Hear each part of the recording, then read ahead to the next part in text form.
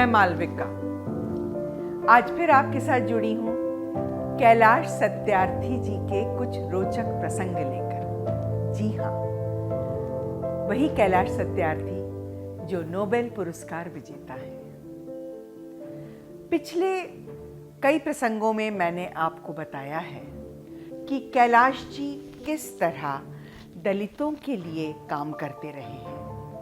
उनके जीवन का एक बहुत ही महत्वपूर्ण प्रसंग था विदिशा का, जब गांधी जयंती के अवसर पर उन्होंने मेहतरानियों से खाना बनवाया और वहाँ के संभ्रांत लोगों को आमंत्रित किया कि वे भी आकर के उस भोज में जुड़ें, पर ऐसा हो नहीं पाया।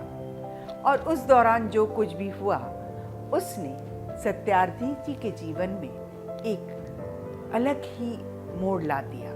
जी हाँ, सत्यार्थी जी अपना नाम कैलाश शर्मा, जो शर्मा उपनाम था, उसको उन्होंने त्याग दिया और अपने लिए ढूंढा एक सुंदर सा उपनाम सत्यार्थी। और कैलाश सत्यार्थी चल पड़े अपने सफर पर और 19 साल बाद वो पहुंचे नाथद्वार। जी हाँ, राजस्थान में उदयपुर के पास नाथद्वार, जहाँ पर भगवान विराजित हैं। हर किसी के मन में ये आशा रहती है कि हम अपने ईश्वर से मिलें, हम अपने भगवान से मिलें। पर उस जगह एक बहुत बड़ा बोर्ड लगा था। जी हाँ, उस जगह एक बहुत बड़ा बोर्ड लगा था जहाँ पर लिखा था कि यहाँ पर शूद्रों और विधर्मियों का प्रवेश निषेध है। ऐसा क्यों? ऐसी क्या गलती की है? ईश्वर ने तो सबको एक ही बनाया है, तो फिर जो मेरे साथ हैं वो इंसान ही है ना, उनको लेकर के मैं भगवान के दर्शन क्यों नहीं करा सकता? ये विचार कैलाश जी के मन में आया और बस विचार आना था कि कैलाश जी जुट गए अपने साथियों को लेकर के नाथद्वार जाने। पर वहां जाने से पहले उन्हें बहुत सारी चीजों को सही करना था। उन्होंने सुरक्षा व्यवस्था की बात की, प्रशासन से बात की और फिर चल पड़े साथियों को लेकर। पर क्या इतना आसान था इस रास्ते पर चलना? नहीं, वहां पर उन्हें रोक दिया गया। प्रशासन ने उनका साथ नहीं दिया। उनको कहा कि यदि आप ऐसा करेंगे तो हिंसा भड़क उठेगी, जान माल की हानि हो जाएगी। और कैलाश जी लौट आए, पर वापस जाने के लिए नहीं लौटे, आगे बढ़ने के लिए लौटे। उन्होंने लोगों से बातचीत की, अपने लिए अपनी जमीन को पुख्ता किया कि किस तरह से इनको लेकर के बिना किसी हानि के इनको हम दर्शन करा सकते हैं, हमारे जो दलित भाई बहन हैं उन्हें। और फिर बहुत सोच समझ के उन्होंने अदालत में, यानी राजस्थान हाई कोर्ट में एक अर्जी दी कि मुझे इस तरह से इनको लेकर के दर्शन के लिए जाना है। और अर्जी मंजूर हो गई और चल पड़े। एक लंबी यात्रा निकाली उन्होंने। सब अपने अपने इष्ट को मिलने के लिए। क्या उत्साह हो सकता है, आप सोचिए कि जैसे कोई जेल में बंद हो और एकदम से खोल दें, या कोई पंछी जो पिंजरे में बंद है फड़फड़ा रहा हो और आपने दरवाजा खोल दिया तो वो किस तरह से उड़ेगा। उसी तरह से सब दलितों को लेकर के कैलाश जी चल पड़े।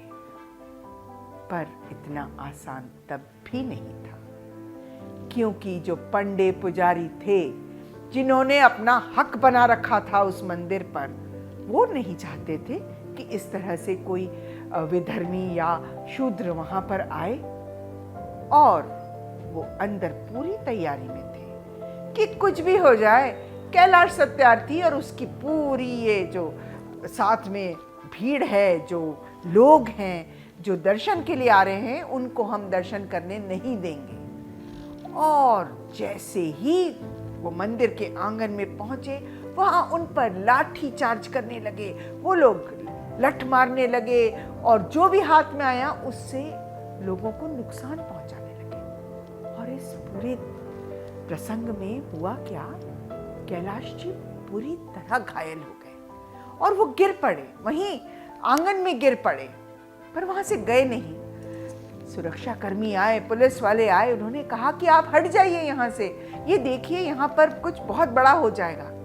उन्होंने कहा नहीं, मैं इन्हें लेकर आया हूं और इन्हें दर्शन करा के ही वापस जाऊंगा, भले ही मेरी मृत्यु हो जाए। धन्य है वो आदमी। पुलिस वालों ने पर किसी तरह उनको जल्दी एक तरफ किया, क्योंकि उन्हें मालूम था कि कुछ लोग ऊपर मंदिर पर बड़े बड़े मटकों में तेजाब लेके बैठे हैं और उनका ऐसा मंतव्य था कि वो तेजाब जो है वो कैलाश जी पर डाल दें। और तब क्या होता कि हमारे और आपकी सोच से परे। तो अंत में जीत सत्यार्थी की हुई, सत्य की हुई, और कैलाश जी अपने साथ अपने सभी दलित मित्रों को, भाइयों बहनों को लेकर के श्रीनाथ जी के दर्शन को गए। दर्शन किया, पूजा की, अर्चना की और वापस लौटे। इस पूरे प्रसंग में जो सबसे महत्वपूर्ण बात थी, वो बोर्ड, वो पाटी जिस पर कि लिखा हुआ था कि शूद्रों और विधर्मियों का प्रवेश निषेध है, वो उनके रक्त से धुल गई। सरकार को वो पार्टी वहां से हटानी पड़ी और फिर जीत हुई सत्यार्थी की। और इसी के साथ एक उनकी लिखी हुई एक कविता, उसका कुछ अंश जो है वो मैं आपके सामने प्रस्तुत करती हूँ। बहुत खूबसूरत लिखा हुआ है। खतरों से भरा होता है, खतरों से भरा होता है सवालों के साथ चलना। सवाल रुकते नहीं, पहिए जो लगे होते हैं उसमें बर्फ नहीं भाप बना देते हैं वो ठहरे हुए पानी को। हवा के गुब्बारे नहीं धधकती आग होती है सवाल, और वो जानते हैं ठहरे हुए पानी को बादल में बदलना। इसके साथ ही आज आपसे विदा लेती। नमस्कार।